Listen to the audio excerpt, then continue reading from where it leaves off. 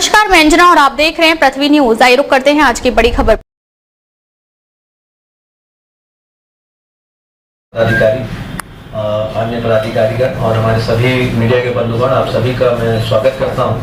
और जैसा कि अभी आप लोग जानते हैं कि अभी माननीय भारत निर्वाचन आयोग के द्वारा प्रेस ब्रीफिंग करते हुए प्रेस नोट निर्गत कर दिया गया है और साथ ही जो बिहार में आगामी विधानसभा चुनाव है उसकी तिथियां हैं उसकी औपचारिक घोषणा कर दी गई है और 2 चरण में ये चुनाव बिहार राज्य के लिए निर्धारित किया है और हमारे सीतामढ़ी जिले में ये द्वितीय चरण में ये चुनाव होना है जो कि 11 नवंबर 2025 को है। प्रथम चरण की तिथि 6 नवंबर को निर्धारित है और मतगणना की तिथि जो है वो 14 नवंबर 2025 निर्धारित की गई है।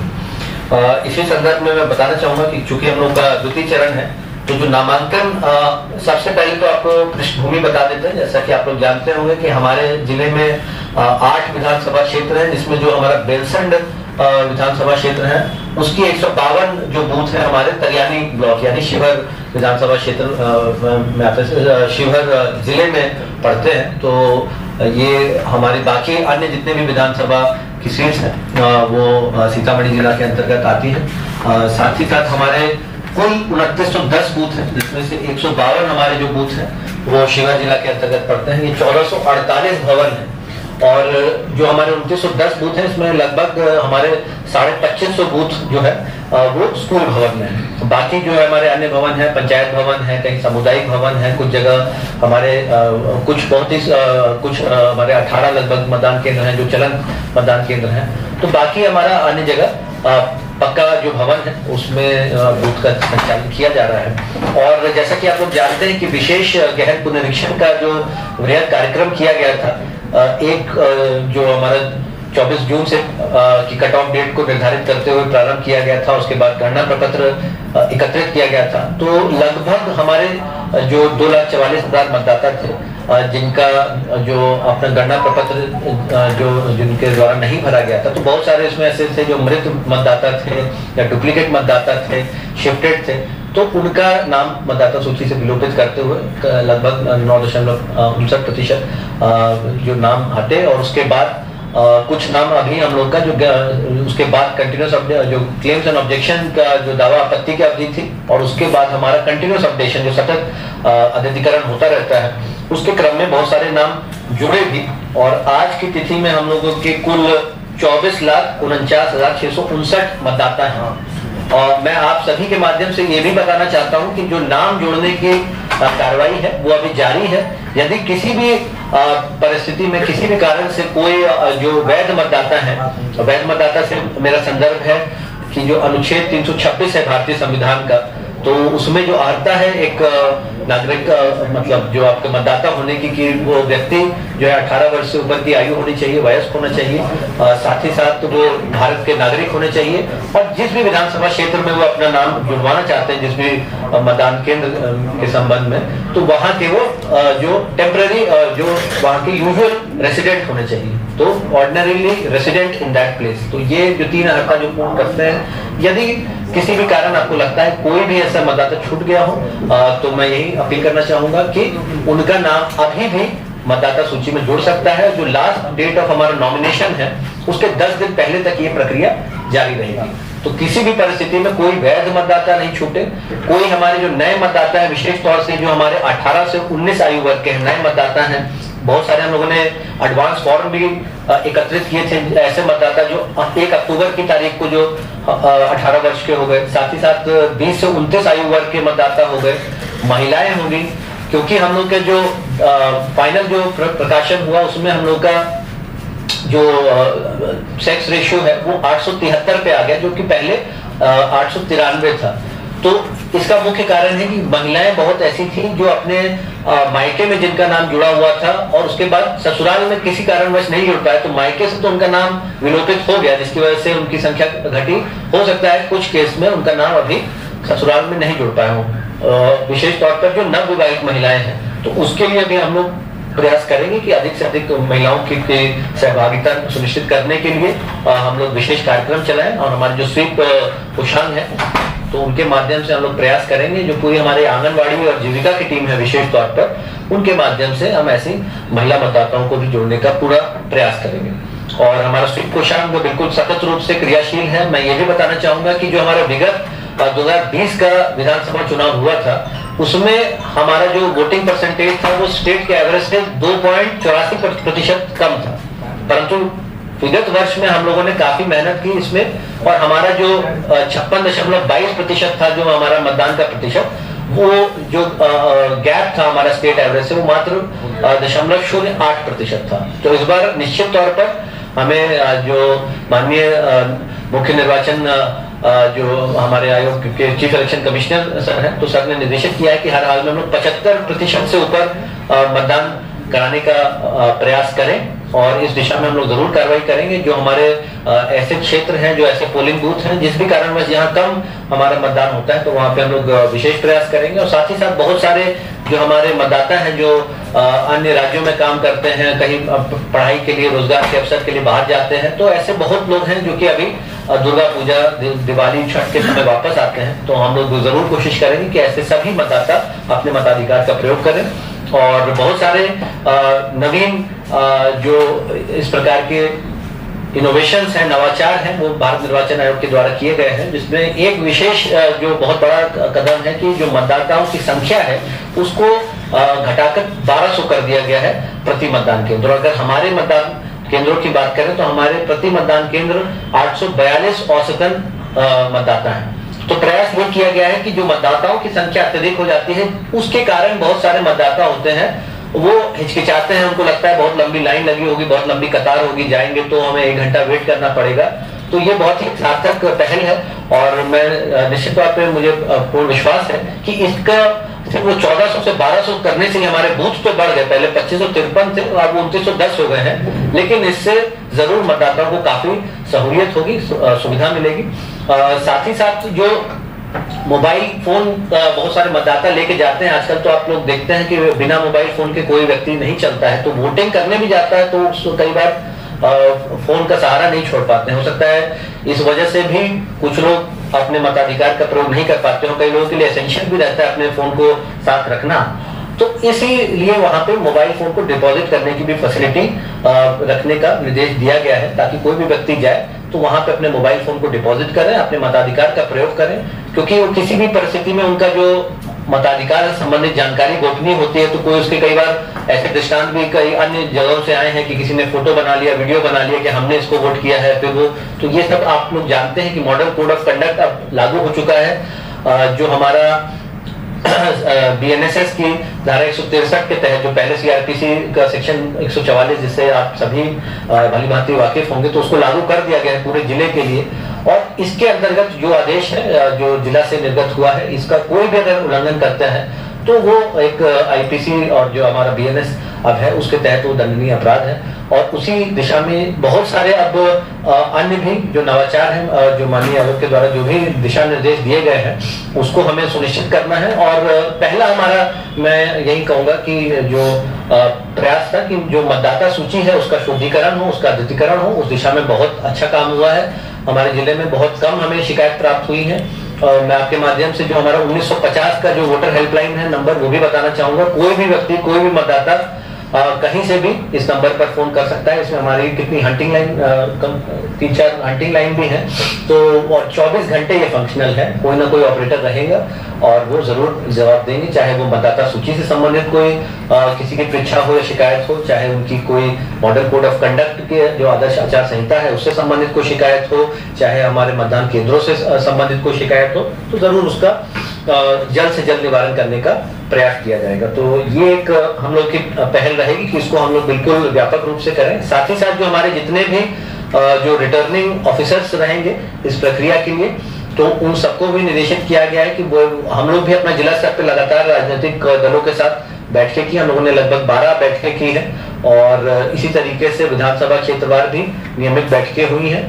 और हर बूथ पर पार्टीज की तरफ से भी, जो हमारे जितने भी नेशनल लेवल पार्टी है, स्टेट लेवल पार्टी है, सबसे अनुरोध किया गया कि वो भी अपने बूथ लेवल एजेंट की नियुक्ति करें, ताकि और बेहतर तरीके से, पारदर्शी तरीके से चुनाव संपन्न हो। साथ ही साथ जो हमारे पोलिंग एजेंट होते हैं, कई बार ऐसी भ्रम की स्थिति होती है कि जो ईवीएम में जो हमारा टोटल होता है उसका मिलान नहीं हो पाता है या कुछ डिस्क्रिपेंसी होती है, जिसका एक मुख्य कारण होता है कि जो मॉक पोल डेटा होता है वो इरेज नहीं किया जाता। जो सुबह 5:30 बजे आप लोग जानते होंगे कि 50 वोट डाले जाते हैं और कई बार उसकी पर्ची फिर नहीं निकाली जाती है, तो वो नॉन क्लियरेंस की वजह से वो अंतर आ जाता है और जिसकी वजह से कई बार भ्रम की स्थिति होती है। तो माननीय आयोग का बिल्कुल स्पष्ट निर्देश है कि अगर मॉक पोल डेटा जो सीआरसी करते हैं हम लोग क्लोज रिजल्ट और क्लियर करके, तो वो अगर नहीं की गई है प्रक्रिया तो वैसे जो पोलिंग पर्सनल है उन पर कार्रवाई भी की जाएगी और वहां पर मैंडेटरी वीवीपैट स्लिप काउंटिंग भी की जाएगी जहां पर भी वेरिएशन रहेगा। साथ ही साथ जो हमारा फॉर्म 17C है जो बहुत ही महत्वपूर्ण जो मतपत्र लेखा है,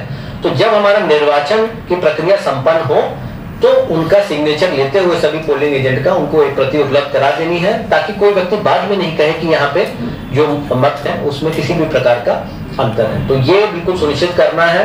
और माननीय चीफ इलेक्शन कमिश्नर सर ने स्पष्ट कहा कि कोई भी पोलिंग पार्टी हो, विशेष तौर से जो हमारे पीठासीन पदाधिकारी हैं और जो पोलिंग ऑफिसर 1 है, उनका दायित्व है जो हमारे ईवीएम को वापस सुरक्षित तरीके से लाना, तो किसी भी परिस्थिति में वो गाड़ी में ही नहीं बैठेंगे जब तक वो अपना 17C नहीं भर लेंगे, उसको ऐप पे एंट्री कर लेंगे और ये कंट्रोल रूम को नहीं सूचना देंगे कि हमने इसकी एक प्रति उपलब्ध करा दी। तो इससे और ज्यादा दृढ़ता पूर्वक जो माननीय आयोग है उसके निर्देशों का अनुपालन भी होगा और साथ ही साथ एक और विश्वास बढ़ेगा और किसी भी प्रकार की भ्रम की स्थिति नहीं होगी हमारे चुनाव की प्रक्रिया को लेकर। साथ ही साथ हम लोगों ने जो पूरे 8 विधानसभा क्षेत्र हैं उनको 275 सेक्टर में विभाजित किया है। तो ये जो सेक्टर ऑफिसर है और सेक्टर पुलिस पदाधिकारी हैं, इनकी बहुत ही महत्वपूर्ण भूमिका होती है। ये लोग संयुक्त रूप से जाते हैं और अभी इन्होंने भेद्यता मानचित्रण का कार्य शुरू कर दिया है, जिसको हम लोग वल्नरेबिलिटी मैपिंग कहते हैं। तो भेद्य टोलों की पहचान करना कि कौन ऐसे वोटर हैं जो वल्नरेबल हैं, कौन है जिनको डराया जा सकता है, धमकाया जा सकता है, प्रलोभन दिया जा सकता है, मताधिकार का प्रयोग करने से वंचित किया जा सकता है, या उन पर कोई मान लीजिए नजर रखे हुए है, नजर बंद किए हुआ है, गोल बंद किए हुआ है। वहां जाकर गुप्त रूप से इसकी सूचना लेनी है। पिछली रिपोर्ट के आधार पर उसको आकलन करना ही है, लेकिन ये जरूर देखना है कि उसी रिपोर्ट को हूबहू रिपीट नहीं कर रहे। ऐसा नहीं है कि पिछली बार जो वल्नरेबल मार्क किया, हो सकता है उसमें कुछ लोग अब वल्नरेबल नहीं रहे हो सकता है कुछ लोग नए वल्नरेबल मार्क हो गए हो। तो जो वहां का समीकरण है उसको समझते हुए किसी भी आधार पे, धर्म, जाति, समुदाय, किसी भी आधार पे अगर कोई किसी को वंचित करता है तो ये बिल्कुल कानूनी अपराध है, दंडनीय है और इस प्रकार के जितने भी इंटिमिडेटर्स हैं उन पे प्रशासन कड़ी से कड़ी कार्रवाई करेगा। ऐसी कोई भी सूचना है तो आप भी हम लोगों को गुप्त रूप से, प्रत्यक्ष रूप से, अप्रत्यक्ष रूप से दे सकते हैं और वो हम लोग सेक्टर जो पदाधिकारी हैं उनके माध्यम से सत्यापन करते हुए हमारे जो आरओज हैं, एसडीएम हैं और जो हमारे पुलिस पदाधिकारी हैं उस पर अवश्य कार्रवाई करेंगे। वैसे हम लोग जो हमारे मतदान केंद्र हैं उनको हम लोग क्रिटिकल के रूप में भी चिन्हित कर रहे हैं और क्रिटिकल के बारे में थोड़ा सा मैं विस्तार से बताना चाहूंगा, क्योंकि जो इलेक्शन के संदर्भ में जो हमारे संवेदनशील बूथ होते हैं, क्रिटिकल बूथ, वो थोड़ा सा ज्यादा महत्व रखते हैं। वहां पे एक्स्ट्रा फोर्स डिप्लॉयमेंट किया जाता है, वहां पर हमारी जो सीएपीएफ जो सेंट्रल फोर्स आती है उसका डिप्लॉयमेंट किया जाता है। और अभी पिछले चुनाव में लगभग 73 कंपनी हम लोगों को फोर्स उपलब्ध कराई गई थी और उसके माध्यम से हम लोगों ने लगभग मैं समझता हूँ 1098 हमारे भवन थे, हर एक भवन पे हमारे सीएपीएफ थी। अब इस बार हम लोगों ने 132 कंपनी का आकलन किया है, देखिए कितना मिलता है, क्योंकि एक ही चरण में है, परंतु हम लोग प्रयास करेंगे कि हर भवन में जहां तक भी संभव हो हम लोग सीएपीएफ दें, और क्योंकि उनका प्रभाव जो रहता है, बाहर से वो फोर्स आती है और तो उसके कारण कहीं ना कहीं उनकी विश्वसनीयता थोड़ा रहती है ज्यादा और उनका एक प्रभाव रहता है। तो हम लोग बिल्कुल उनका भी डिप्लॉयमेंट करेंगे और एसपी साहब के साथ इस पे चर्चा होगी कि कहां कहां हम लोग को उनको उपयोग में करना है। तो दूसरा हम लोग का महत्वपूर्ण पॉइंट है कि वल्नरेबिलिटी मैपिंग सेक्टर ऑफिसर को करना है। साथ ही साथ जो हमारे अश्योर्ड मिनिमम फैसिलिटीज जो है, जो मूलभूत सुविधा है, वहां पे पीने का पानी है कि नहीं है, वहां पे क्यूइंग की व्यवस्था है कि नहीं, वहां पे फर्नीचर, उपस्कर, बेंच, डेस्क ये सब है कि नहीं है, वहां पे शौचालय की व्यवस्था है कि नहीं है। तो इस सब पर भी हम लोग बिल्कुल गहन समीक्षा कर रहे हैं। हम लोग एक एक बूथ का रिपोर्ट ले रहे हैं, खुद भी भौतिक सत्यापन कर रहे हैं, रैंप है कि नहीं है। तो मान लीजिए कोई अगर दिव्यांग मतदाता जाते हैं तो उनके लिए रैंप होना चाहिए। वहां पे हमारे जो स्काउट एंड गाइड है, एनएसएस हैं, या फिर हमारे नेहरू युवा केंद्र है, वहां उनके स्वयं सेवक हों, जो कि हमारे मान लीजिए कोई महिलाएं हैं या फिर वहां पे कोई वृद्ध जन है या कोई मान लीजिए दृष्टिबाधित हमारे मतदाता हैं, तो उनका सहयोग करने के लिए भी वहां पे वॉलंटियर्स भी हम लोग रखेंगे। पर्दानशीन जो महिलाएं हैं या घूंघट ओढ़ी कोई महिला है तो उनकी पहचान करने के लिए भी हमारी महिला कर्मी भी वहां पे रहेंगी। हमारे बीएलओ वहां पे बैठेंगे, हमारा वोटर असिस्टेंस के लिए वहां पे एक काउंटर लगा के कि अगर वहां पे किसी की मतदाता पर्ची उनको नहीं मिल पाई है तो वहां पे उपलब्ध करा दी जाएगी। और इस बार निर्वाचन आयोग ने यह भी निर्धारित किया है कि 100 मीटर के दायरे के बाद ही पॉलिटिकल पार्टी भी जो अपना वो लोग बूथ बनाते हैं पर्ची बांटने के लिए, वो भी बना सकेंगे। तो ये सब जो गतिविधियां हैं, इससे लोगों को ये विश्वास होगा कि पर्ची नहीं मिलने के कारण बस कोई आलस नहीं करे कि अरे पर्ची नहीं मिल रही है, क्रमांक कौन ढूंढेगा, कौन जाएगा। हर स्तर पर देखा गया है बारीकी से कि एक मतदाता मताधिकार का क्यों नहीं प्रयोग करते, क्या परेशानी हो सकती है। हो सकता है उनको लगे कि भाई वहां टॉयलेट नहीं होगा, हो सकता है वहां बहुत लंबी कतार होगी, हो सकता है उनको लगे कि वहां पे कोई गाइड नहीं करेगा, असिस्ट नहीं करेगा। तो बिल्कुल स्पष्ट रूप से, और जितने भी हमारे मजिस्ट्रेट हैं, पुलिस फोर्स है, सबको बताया गया कि व्यवहारिक रूप से सबको सम्मानजनक तरीके से अपने मताधिकार का प्रयोग करने के लिए प्रेरित करना है। किसी प्रकार का किसी को दिक्कत नहीं हो, परेशानी नहीं हो। विशेष तौर पे जो हमारी महिला वोटर होती हैं उनको हम लोग प्राथमिकता पे वोट कराते हैं कि 2 महिला की वोटिंग होती है तो 1 पुरुष की कराते हैं। जो वृद्धजन होते हैं उनको हम लोग प्राथमिकता पे पहले वोट करा देते हैं। और खैर इसमें तो सभी मतदाता भी सहयोग करते हैं। अगर कोई बुजुर्ग है, वृद्धजन आते हैं तो उनको वोट करने में पहले अलाउ करते हैं। साथ ही साथ अभी क्योंकि हम लोगों की शाम अब थोड़ा जल्दी होने लगेगी, क्योंकि अब धीरे धीरे जैसे ठंड बढ़ेगी, तो उस संदर्भ में भी हम लोगों ने देखा है कि ऐसे बूथ जहां पे 800-900 से ज्यादा मतदाता हैं, 900-1000 से ज्यादा, जहां पे मतदान की प्रक्रिया हो सकता है कि निर्धारित अवधि के बाद हो, तो वहां पर भी तैयारी करनी होगी। आप लोग जानते हैं कि जो हमारा क्लोजिंग टाइम है उससे पहले क्रमानुसार रिवर्स ऑर्डर में जो जितनी भी पंक्तिबद्ध लोग होते हैं उनको पर्ची बांट दी जाती है, सबका वोटिंग कराया जाता है। फिर चाहे 6, 7, 8, 9 जितना भी बजे, कई बार ऐसे भी कुछ मतदान केंद्र होते हैं, लेकिन चूंकि उसी मतदान जो हमारी पोलिंग पार्टी है उन्हीं को ईवीएम में वापस लाना है, तो सुरक्षित तरीके से और बिना किसी डर के भय के वो लोग काम कर पाए, इसके लिए हम लोग बिल्कुल प्रतिबद्ध हैं। और वहां पर जो भी लाइट की व्यवस्था करनी है, पावर बैकअप है, वो सब हम लोग उसकी समीक्षा कर रहे हैं। और मैं बिल्कुल हम लोग आश्वस्त हैं कि हमारे जो रिटर्निंग ऑफिसर है, इनकी टीम है, सब लोग बेहतर काम करेंगे और सारी मूलभूत सुविधा है जो हम लोग उपलब्ध कराएंगे। साथ ही साथ जो हमारे सीएपीएफ आते हैं, क्योंकि वो बाहर से आती है फोर्स, सीआरपीएफ हो गया, एसएसबी हो गया, बीएसएफ हो गया, सीआईएसएफ हो गया, दूसरे जिलों के जो दूसरे राज्यों की स्टेट जो अपनी आर्म पुलिस फोर्स होती है, स्टेट जो डिस्ट्रिक्ट फोर्स होती है, वो सब भी आते हैं। तो उनको बेहतर आतिथ्य मिले, उनको किसी प्रकार की परेशानी नहीं हो, उनका आवासन बेहतर तरीके से हो, ये भी हम लोग पूरा इसका ध्यान रखेंगे। साथ ही साथ जो हमारी पोलिंग पार्टी है, तो जो हमारे जो 8 डिस्पैच सेंटर बने हैं विकेंद्रीकृत तरीके से, जहां से हम लोग का पोलिंग सामग्री और ईवीएम उपलब्ध कराया जाएगा, 8 विधानसभा क्षेत्र का अलग अलग है, तो वहां पे भी हर प्रकार की व्यवस्था हो, खाने पीने की, शौचालय की, पीने के पानी की, तो हमारे मतदान के जो कर्मी हैं उनको किसी प्रकार की समस्या नहीं हो। साथ ही साथ जो हमारा कलेक्शन सेंटर और काउंटिंग सेंटर है, जो कि हमारा सीतामढ़ी इंस्टीट्यूट ऑफ टेक्नोलॉजी है, वहां पर भी हम लोगों ने पिछले साल भी काउंटिंग कराई है, बहुत ही सफलता से और बहुत ही सुगमता पूर्वक कार्रवाई हुई थी। और मतदान कर्मियों ने भी ये फीडबैक दिया था कि उनको किसी प्रकार की समस्या नहीं हुई थी। हम लोग उनके लिए हेल्प डेस्क भी बनाएंगे, उनका अगर कोई कागज पत्र अधूरा रह गया है तो प्रिसाइडिंग ऑफिसर डायरी भरनी है या कहीं कुछ उनको दिक्कत है तो उसमें भी सहयोग किया जाएगा। खाने पीने की व्यवस्था रहेगी, वहाँ पे जो अल्पाहार है, पानी है और साथ में शौचालय रहेगा, वहाँ पे प्रॉपर साइनेज रहेगा।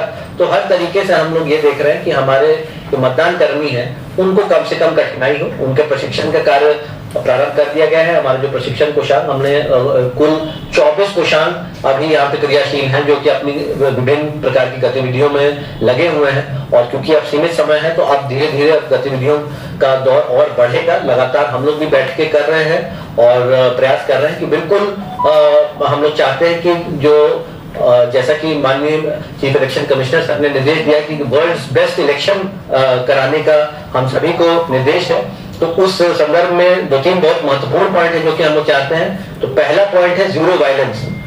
हमारा बिल्कुल इस बात पर जोर है कि कहीं पर भी पोल रिलेटेड वायलेंस नहीं होनी चाहिए, चाहे प्री पोल हो, चाहे ड्यूरिंग पोल हो, चाहे पोस्ट पोल, चाहे टिल काउंटिंग या प्रो पोस्ट काउंटिंग, किसी भी चरण में कोई भी किसी प्रकार की हम लोग हिंसा को टॉलरेट नहीं करेंगे।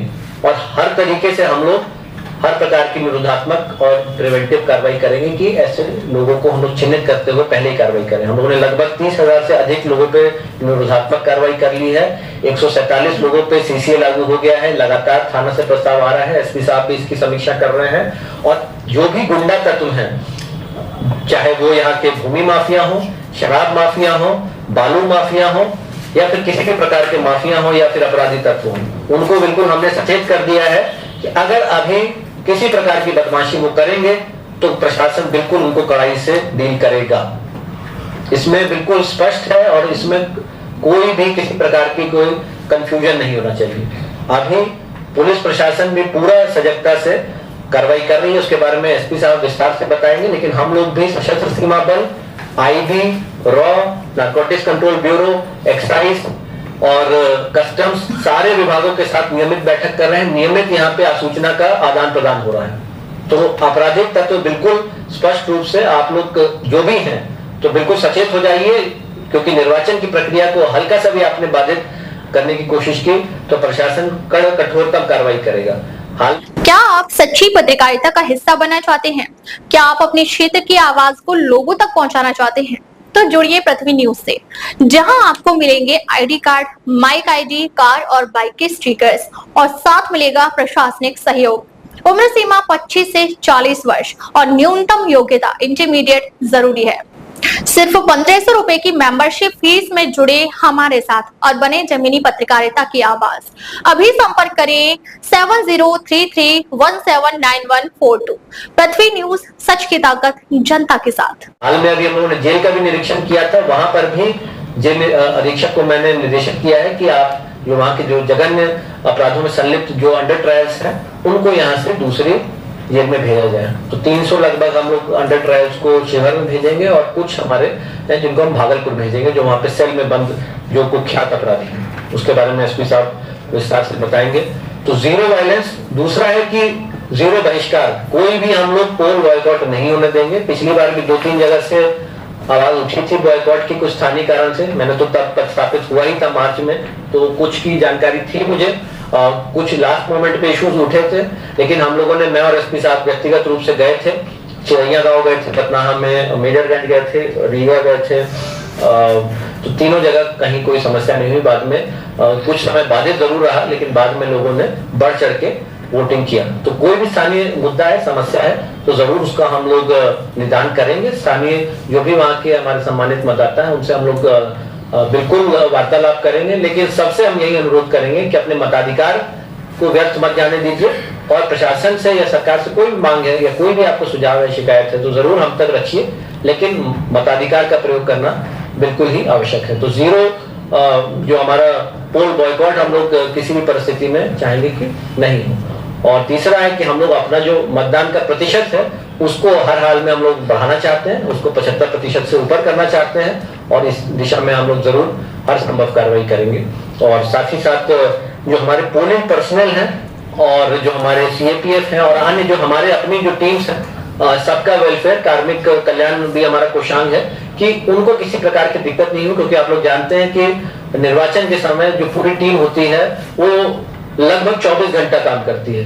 किसी भी समय कभी भी किसी प्रकार की रिपोर्ट मांगी जा सकती है, किसी प्रकार का जो हम लोग का सी विजिल ऐप है उसमें 100 मिनट के अंदर हम लोगों को किसी भी समय अगर आई कोई शिकायत तो हमारे फ्लाइंग स्क्वाड को जाके वहां पे 100 मिनट के अंदर उसका निदान करके अपडेट करना होता है। एनजीआरएस पोर्टल है, उसमें हमें 24 घंटे के अंदर रिपोर्ट लेकर उसको अपडेट कर देना होता है, और अगर हम नहीं करते समय निर्धारित समय अवधि में तो एस्केलेट होता रहता है, मेरे लेवल पे आएगा, मेरे लेवल पे अगर डिफॉल्ट हुआ तो और ऊपर जाएगा।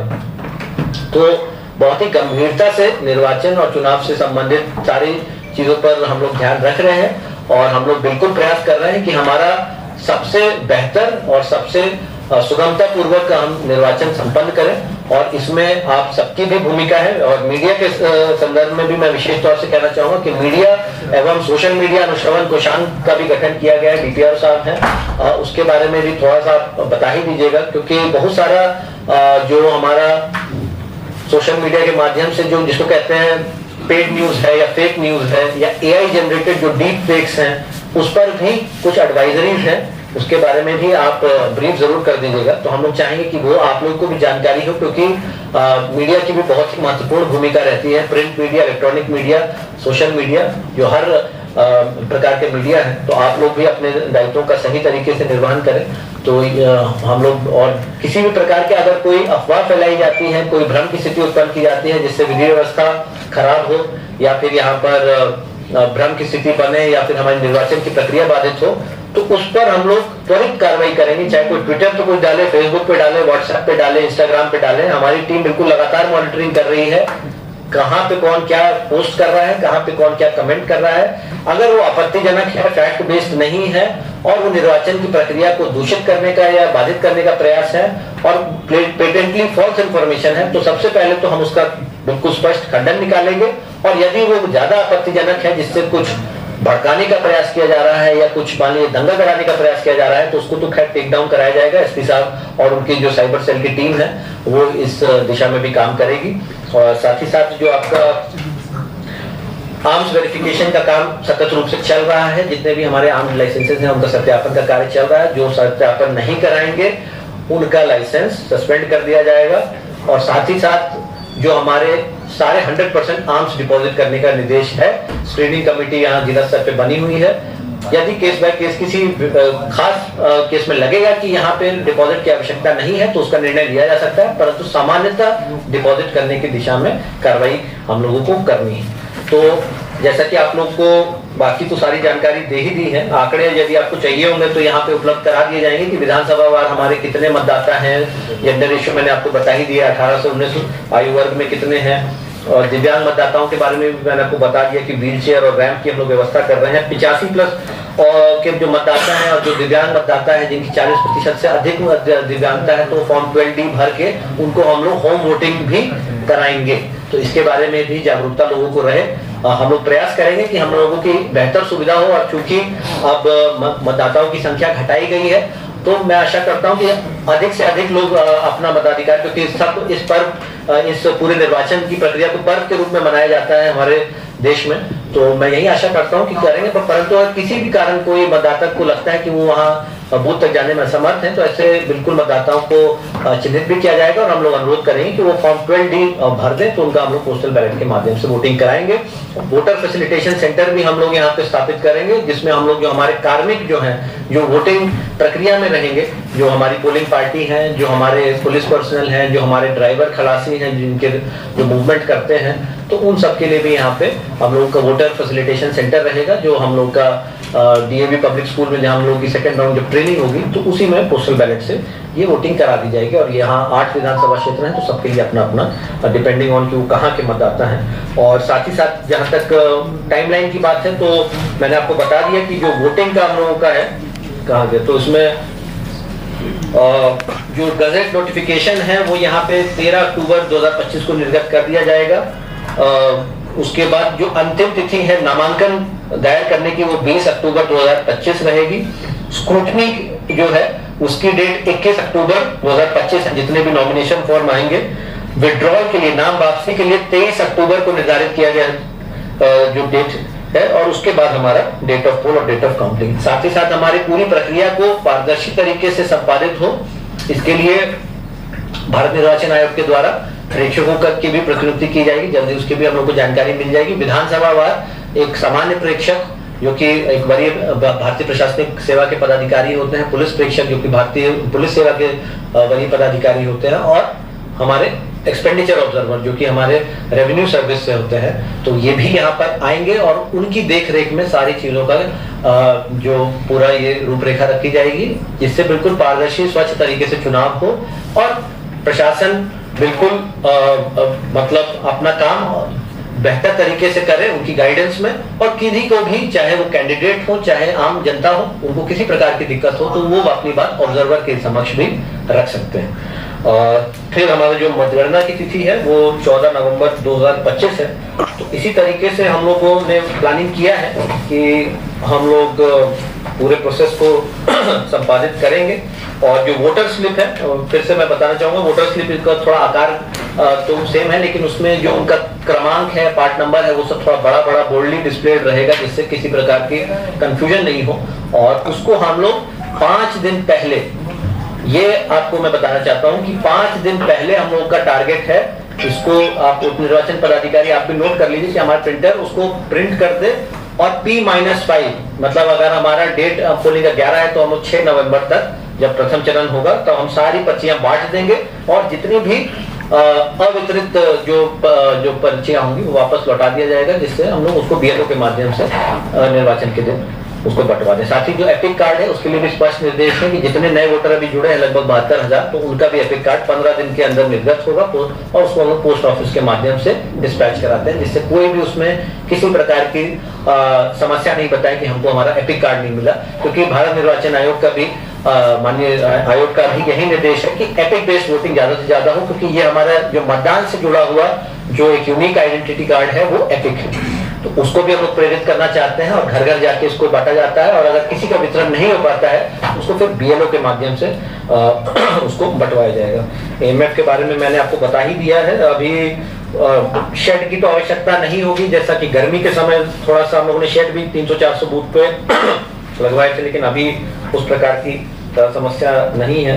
वोटिंग कंपार्टमेंट, दूसरा एक महत्वपूर्ण जो निर्णय लिया गया है भारत निर्वाचन आयोग के द्वारा कि 100% वेबकास्टिंग, हर एक बूथ पे वेबकास्टिंग होगी, लाइव वेबकास्टिंग होगी, जिससे स्पष्ट रूप से कोई भी व्यक्ति देख सकता है कि पारदर्शी तरीके से जो हमारा चुनाव है वो कंडक्ट किया जा रहा है, किसी को किसी प्रकार का संशय नहीं हो। पिछले साल 50% में किया गया था, इस बार उसको भी बढ़ा के 100% किया गया है। साथ ही हम लोग के फोर्स मल्टीप्लायर में CAPF भी रहता है, जहां पे संवेदनशील होगा, अतिसंवेदनशील होगा, हम लोग वीडियोग्राफर्स भी डिप्लॉय करेंगे और उसके अलावा डिपेंडिंग कि हमारे जो ऑब्जर्वर की क्या मतलब इंस्ट्रक्शन रहता है, माइक्रो ऑब्जर्वर्स को भी डिप्लॉय किया जाता है, जो कि केंद्रीय सरकार के एम्प्लॉयज या जो हमारे PSU बैंक्स होते हैं उसके सामान्यतः एम्प्लॉयज रहते हैं, वो अलग से अपनी एक रिपोर्ट बनाते हैं चुनाव से संबंधित और उसके आधार पर स्क्रूटनी भी की जाती है। अगर ऑब्जर्वर को लगता है कि कहीं उनको शिकायत मिलती है कैंडिडेट के द्वारा या फिर उनको शिकायत मिलती है आपके माइक्रो ऑब्जर्वर से, तो उसकी वो मतदाता पंजी वगैरह मंगा के और सारा रिकॉर्ड प्रिसाइडिंग ऑफिसर डायरी मंगा के देख भी सकते हैं कि वहां पे वोटिंग सही तरीके से हुई कि नहीं। तो बहुत सारे मैं समझता हूँ चेक्स एंड बैलेंसेस हैं और जो पूरा जो स्टैंडर्ड ऑपरेटिंग प्रोटोकॉल है, ड्रिल की तरह इसको काम किया जाता है। इसमें कोई भी इफ बट की संभावना नहीं है। हर व्यक्ति को अपना दायित्व पता है और सबको जो भी भारत निर्वाचन आयोग के दिशा निर्देश है, इंस्ट्रक्शन है, सर्कुलर है, कंपेंडियम है, सब लोग दिन रात इसी का अध्ययन कर रहे हैं, क्योंकि यहाँ पे किसी भी प्रकार की चूक की संभावना नहीं है। तो हम लोग पूरा प्रशासन, हमारी पूरी टीम प्रतिबद्ध है कि इसको हम लोग बेहतर तरीके से कराएं। बाकी अगर आपके कोई प्रश्न होंगे तो मैं बिल्कुल बताने के लिए तैयार हूं। तब तक मैं SP साहब से अनुरोध करूंगा विधि व्यवस्था। अब तक लिए बस इतना ही, फिर मिलते हैं एक ऐसी ही बड़ी खबर के साथ। तब तक नमस्कार और देखते रहिए पृथ्वी न्यूज। क्या आप सच्ची पत्रकारिता का हिस्सा बनना चाहते हैं? क्या आप अपने क्षेत्र की आवाज को लोगों तक पहुंचाना चाहते हैं? तो जुड़िए पृथ्वी न्यूज से, जहां आपको मिलेंगे ID card, mike ID, car और बाइक के स्टिकर्स और साथ मिलेगा प्रशासनिक सहयोग। उम्र सीमा 25 से 40 वर्ष और न्यूनतम योग्यता इंटरमीडिएट जरूरी है। सिर्फ 1500 रुपए की मेंबरशिप फीस में जुड़े हमारे साथ और बने जमीनी पत्रकारिता की आवाज। अभी संपर्क करें 7033179142। पृथ्वी न्यूज, सच की ताकत जनता के साथ।